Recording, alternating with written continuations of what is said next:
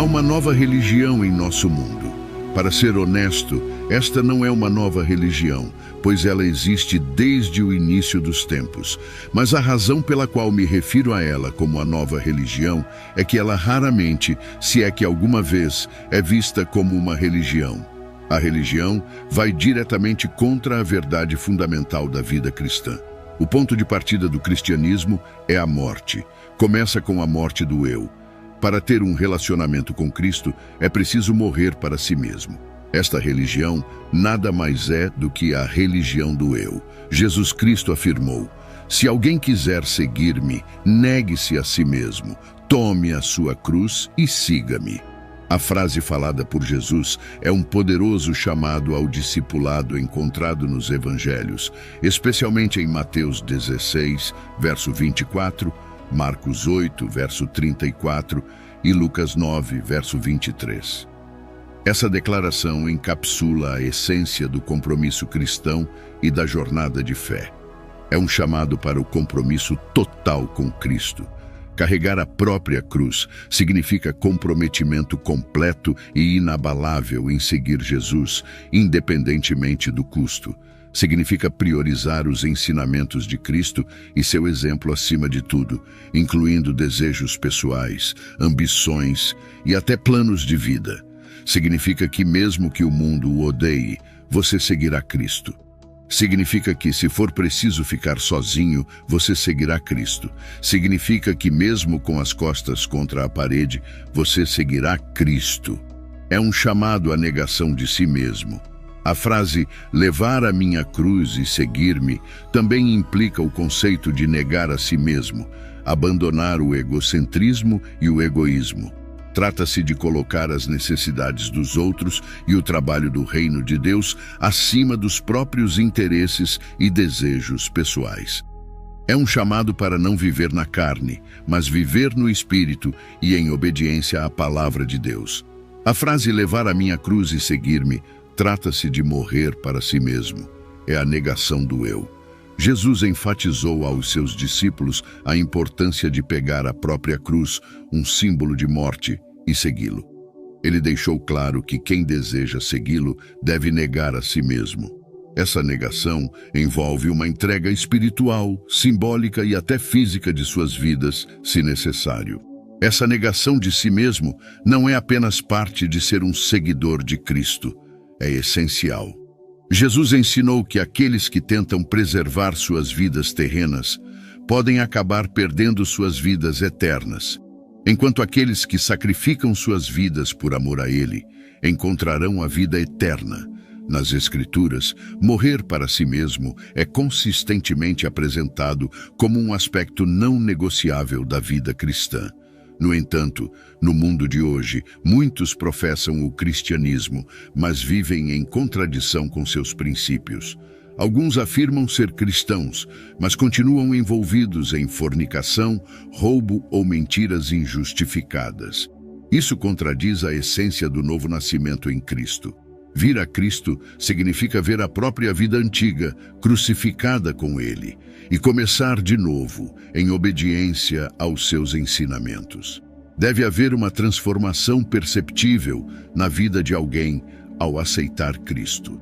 Se alguém permanece inalterado após professar fé em Cristo, está apenas abraçando uma religião de auto-engano. Nascer de novo é sobre transformação, alinhando gostos e desgostos com os de Deus, abraçando o que Ele ama e rejeitando o que Ele odeia. Nascer de novo não implica perfeição o tempo todo, mas exige uma mudança fundamental na vida. Jesus falou contra seguidores mornos, aqueles que tentam viver parcialmente em sua antiga vida e parcialmente na nova. Apocalipse 3, verso 15 e 16.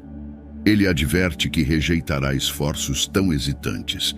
Essa tepidez que caracterizava a igreja de Laodiceia também é prevalente em muitas igrejas hoje. Ser morno muitas vezes decorre da relutância em morrer para si mesmo e se comprometer totalmente a viver para Cristo. Portanto, a morte para o eu não é opcional para os cristãos. É uma escolha deliberada que leva à vida eterna. O verdadeiro discipulado exige um compromisso completo e inabalável com Cristo, manifestando-se em uma vida transformada e abandono de antigas práticas. Em 2 Timóteo 4, versos 3 e 4, está escrito: porque virá tempo em que não suportarão a sã doutrina, mas tendo comichão nos ouvidos, amontoarão para si doutores, conforme as suas próprias concupiscências, e desviarão os ouvidos da verdade, voltando às fábulas. Essa religião destrói muitas vidas. Muitas pessoas pregam essa religião, e pastores também a ensinam. Muitos palestrantes motivacionais hoje se autodenominam pastores e estão plantando essa religião nos corações de milhões de pessoas a cada semana. Muitos palestrantes motivacionais ignoram completamente Deus e ensinam as pessoas a se glorificarem. Vivemos em uma era de autoexaltação, uma era de autoadoração. Tudo gira em torno do eu e mim. É sobre o que eu quero, o que eu preciso, meus desejos e minhas necessidades. Eu sou o centro da minha vida e preciso cuidar de mim mesmo. Não é coincidência que, à medida que a religião do eu ganha mais destaque em nossa geração, a palavra selfie foi introduzida. Um selfie é uma fotografia que alguém tira de si mesmo, geralmente com um smartphone, e compartilha nas redes sociais. Vivemos em uma era de ostentação. Esta é uma das razões pelas quais sabemos que estamos nos últimos dias. 2 Timóteo 3, versos 1 e 2 diz: sabe, porém, isto, nos últimos dias sobrevirão tempos difíceis, pois os homens serão egoístas, avarentos, jactanciosos, arrogantes, blasfemadores, desobedientes aos pais, ingratos, ímpios. Observe essa palavra, jactanciosos. A sociedade como um todo será uma sociedade de jactanciosos, e a plataforma perfeita para isso é a mídia social. Quando você percorre as mídias sociais das pessoas, tudo o que vê são pessoas se vangloriando, se exaltando e exibindo suas vidas. Vivemos em uma geração de jactanciosos. A maioria das pessoas só posta coisas positivas em suas mídias sociais para se vangloriar de suas conquistas. Raramente você vê pessoas postando coisas negativas nas redes sociais. Muito raramente alguém postará algo como: aqui está uma foto, acabei de perder meu emprego, ou aqui está uma foto da minha família. Estamos sorrindo na foto, mas acabamos de ter uma discussão massiva. No seu cerne, muitas pessoas postam para se vangloriar. Estamos vivendo em uma era de vaidade. É quase como se 2 Timóteo 3, verso 12, estivesse nos dizendo que viveríamos em um mundo onde as pessoas estariam centradas em si mesmas. Esta é a nova religião, a religião do eu. Você pode se tornar um Deus para si mesmo, aos seus próprios olhos, se exaltando a uma posição que somente Deus deveria ocupar em sua vida. Você pode se elevar a ser um Messias aos seus próprios olhos. Lembre-se, isso é exatamente o que Satanás fez. Isaías 14, verso 12 ao 14 diz: como caíste do céu, ó estrela da manhã, filha da alva, como foste lançado por terra, tu que debilitavas as nações. Tu dizias no teu coração: eu subirei ao céu. Acima das estrelas de Deus exaltarei o meu trono, e no monte da congregação me assentarei, nas extremidades do norte. Subirei acima das mais altas nuvens, e serei semelhante ao Altíssimo. Eu ousaria dizer que a religião do eu é satânica. O primeiro pecado a ser cometido é a religião do eu. Esse pecado é tão horrendo e insidioso que causou guerra no céu. A religião do eu exclui completamente Deus. É uma religião que não dá glória a Deus. A religião do eu diz que o que você precisa nesta vida não é Deus, Jesus ou o Espírito Santo, mas sim você mesmo. Existe o poema Invictus, de William Ernest Henley, que diz: eu sou o mestre do meu destino, eu sou o capitão da minha alma. Mas você realmente pode fazer seu próprio coração bater? Pode produzir seu próprio oxigênio? Pode salvar sua própria alma? A religião do eu é egocêntrica, e não há ninguém mais egocêntrico do que o diabo. Isso é o que a Bíblia diz? É isso que a verdadeira doutrina ensina.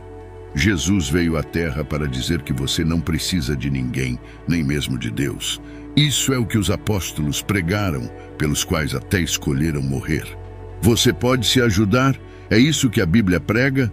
João 15, verso 5 diz: Eu sou a videira, vós sois os ramos.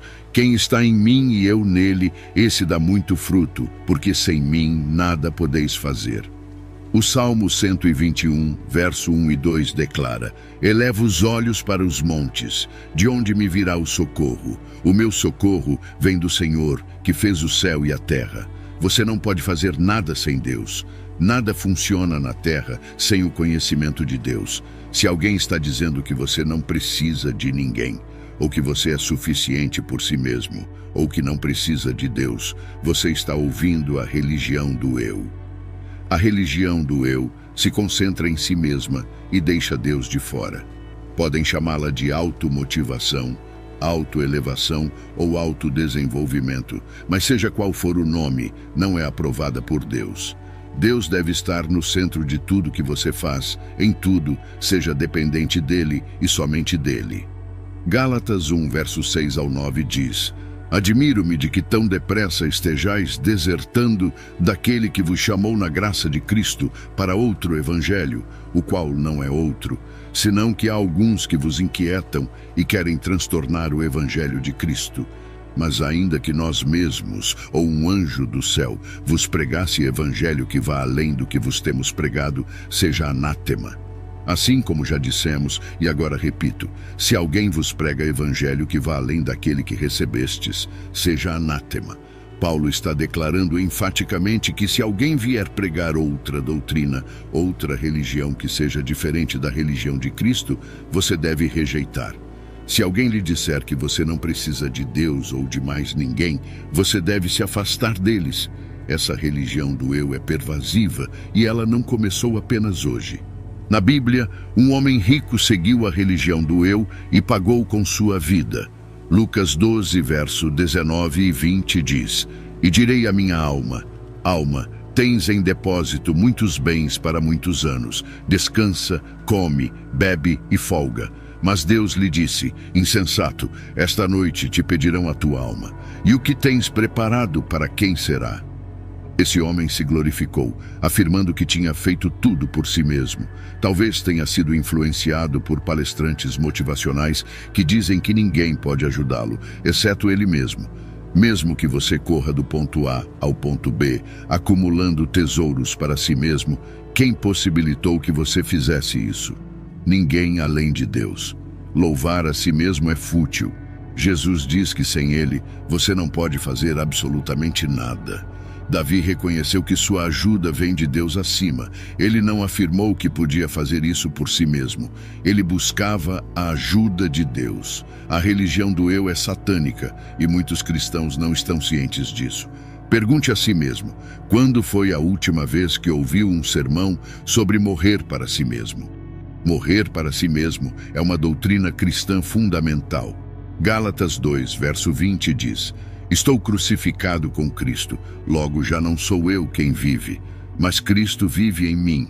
E esse viver que agora tenho na carne, vivo pela fé no Filho de Deus, que me amou e a si mesmo se entregou por mim.